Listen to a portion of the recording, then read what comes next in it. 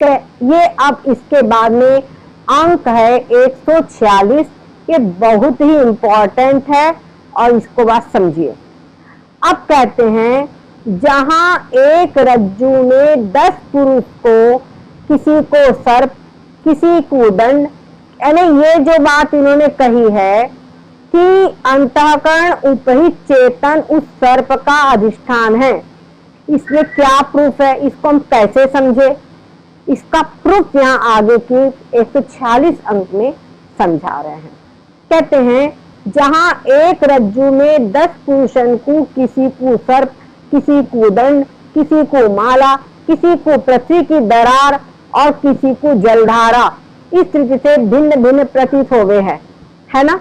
अगर रास्ते में कहीं पर कोई रस्सी पड़ी है, उसी रस्सी को कोई आया बोले अरे ये तो जल की धारा है, कोई बोले नहीं पृथ्वी की दरार है, कोई बोले नहीं डंडा पड़ा हुआ है, लकड़ी है टेढ़ी वेढ़ी पड़ी हुई है, कोई कह दे नहीं फूल की कोई माला वाला पड़ी हुई है, कोई कह नहीं सांप है।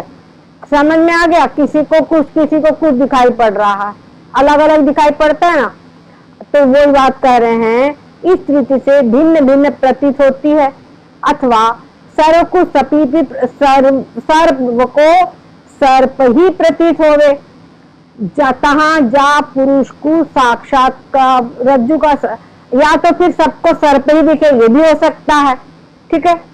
परंतु जिस पुरुष को रज्जु का साक्षात्कार हो जाए, वो जो 10 लोग देख रहे हैं उन 10 में से जिसको सर्प का, रस्सी का साक्षात्कार हो जाए, जिसने देख लिया कह रहे तो रस्सी है, उसके लिए उसका भ्रम समाप्त हो जाएगा।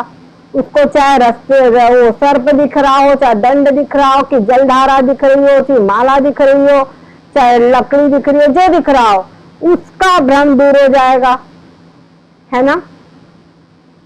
तो कह रहे हैं ताकि वृत्ति चेतन में कल्पित अध्यास की निवृत्ति होवे। क्यों होता है ऐसा? क्योंकि उसकी अंतःकरण की वृत्ति में जो अध्यास उत्पन्न हुआ है, उसकी वृत्ति चेतन में, उसके वृत्ति उपेत चेतन में जो कल्पित अध्यास तैयार हुआ था उसकी निवृत्ति हो जाती है, ठीक है। जाको रज्जु ज्ञान नहीं होवे ताकि अध्यास की निवृत्ति होवे नहीं, और जिसको रस्सी का ज्ञान नहीं होगा उसके अध्यास की निवृत्ति नहीं होती है। तो उसको क्या होता है, वहां पे सर्प या दंड माला आदि दिखते रहते हैं, वो भयभीत होता रहता है।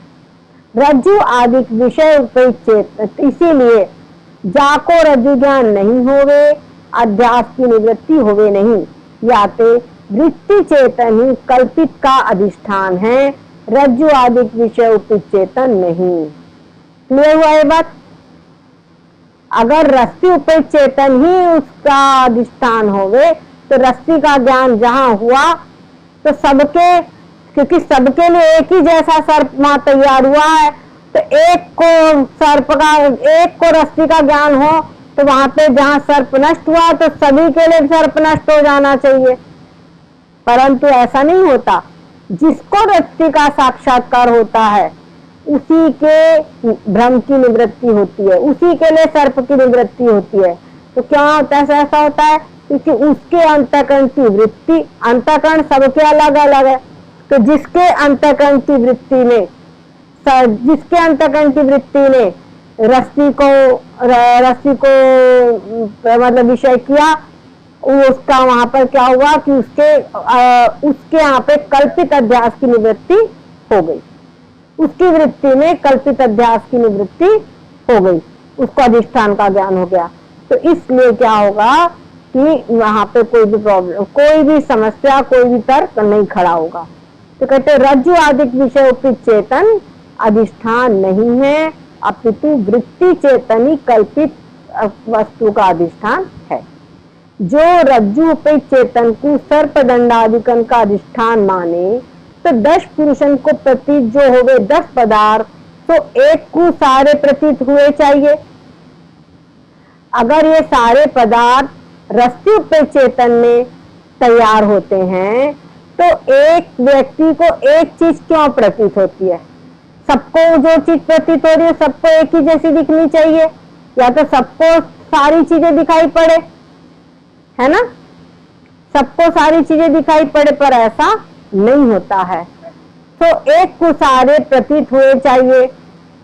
और हमारी रीति से तो जाकी वृत्ति चेतन में जो पदार्थ कल्पित है तो ताही को प्रतीत होवे है, अन्य को नहीं।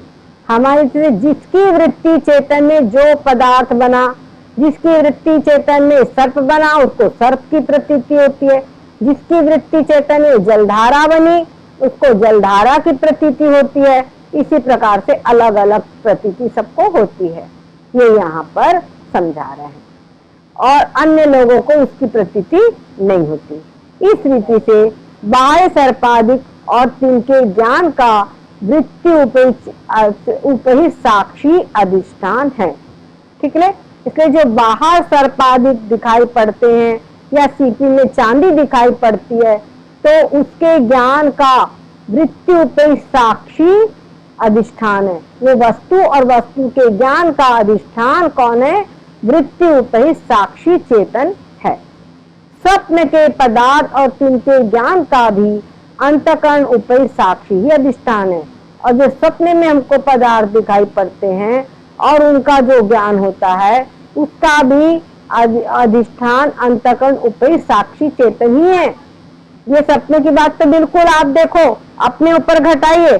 जिस समय पर आप स्वप्न देखते हैं तो वहां पर आपके अतिरिक्त कुछ नहीं होता और आपके भी आंखें बंद, इंद्रियां सब लुप्त, सब कुछ भी कोई इंद्रियां काम नहीं कर रही है। मन बुद्धि सब सुषुप्ति अवस्था में चल गए हैं। कोई सोचना विचारना कुछ भी नहीं हो रहा है, लेकिन वहां पर सब पूरा तैयार होता है, पूरा संसार वहां तैयार होता है और आप उसको देखते हैं। और जब जागते हैं, नींद खुलती है, अच्छा तो क्या होता है, आप अपने आप को बिस्तर पे पड़े पाते हैं। अगर आपने सपने में देखा कि मैं भूख लगी आपको, और भूख लगी होने पर अचानक आपकी नींद लग गई और तभी आया कोई जगह दे रहे, चलो भोजन बन गया खा लो, तो आप तो सो गए थे और सपने में आपने देखा कि हम बढ़िया पकवान खा रहे हैं।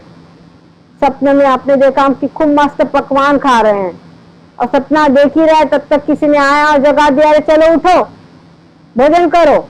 और जब आप जागे तो आपका पेट खाली रहेगा कि भरा रहेगा? खाली रहेगा ना।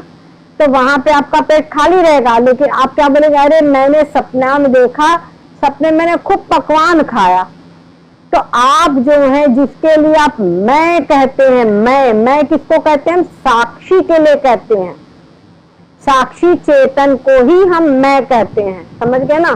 तो मैं जिसको हम कहते हैं वो वहां स्वप्न में था, तभी कहते मैंने ऐसा सपना देखा, है ना। और सुषुप्ति अवस्था में भी हम थे तो कहते हैं सुषुप्ति अवस्था में ऐसे सुख से सोया, ऐसे बोलते हैं। तो स्वप्न अवस्था के अंदर में मैं ही हूँ और मैं अब मेरे को जगा दिया गया, तो मैं जहां उठा तो सब सपना गया। तो उस सपने में जो जगत दिखाई पड़ रहा था उसका अधिष्ठान कौन है? उसका अधिष्ठान हम ही है। हाँ, मैंने साक्षी चेतनी है। उसी प्रकार से जो मनोरथ होता है, शेख चिल्ली की कहानी आप सभी को पता है, तो वो मनोरथ का अधिष्ठान भी कौन है? साक्षी चेतन ही है, बस। ठीक है। या प्रकार से सत असत से विलक्षण जो, या प्रकार से सत असत से विलक्षण जो अनिर्वचनीय अविद्या का परिणाम, अनिर्वचनीय सर्पादिक, तिनकी ख्याति कहिए प्रतीति और कथन, तो अनिर्वचनीय ख्याति कहिए है। ठीक है। इस प्रकार से जो अनिर्वचनीय विद्या का, अविद्या कैसी है? अनिर्वचनीय। अविद्या का कोई निर्वचन नहीं कहा जा सकता। सत असत से विलक्षण जो अनिर्वचनीय अविद्या का परिणाम, अनिर्वचनीय सर्पादिक, अविद्या भी सर्पादिक अनिर्वचनीय है और उसका जो परिणाम है सर्पादिक वो भी अनिर्वचनीय है। तिनकी ख्याति कहिए प्रतीति और कथन, उसकी प्रतीति और उसका कथन इसी को अनिर्वचनीय ख्याति कहते हैं।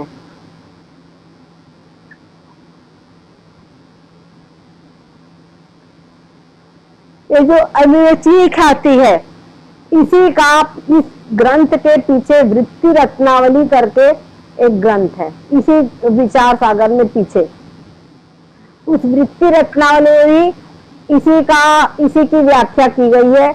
और वृत्ति प्रभाकर जो निश्चल दास जी का बहुत ही प्रसिद्ध ग्रंथ है, यद्यपि वो हिंदी में है लेकिन फिर भी बड़ा ही क्लिष्ट है। ऐसी भाषा जैसे विचार सागर की भाषा है, लेकिन वो ग्रंथ बहुत ही क्लिष्ट है। यद्यपि उसका हिंदी अनुवाद भी हुआ है, पर हिंदी अनुवाद वाली पुस्तकें अवेलेबल नहीं है। 2-4 प्रति हमारे आश्रम में है बस। ठीक है, हाँ। तो सद्गुरुदेव भगवान की जय हो, सच्चिदानंद भगवान की जय हो। ठीक है।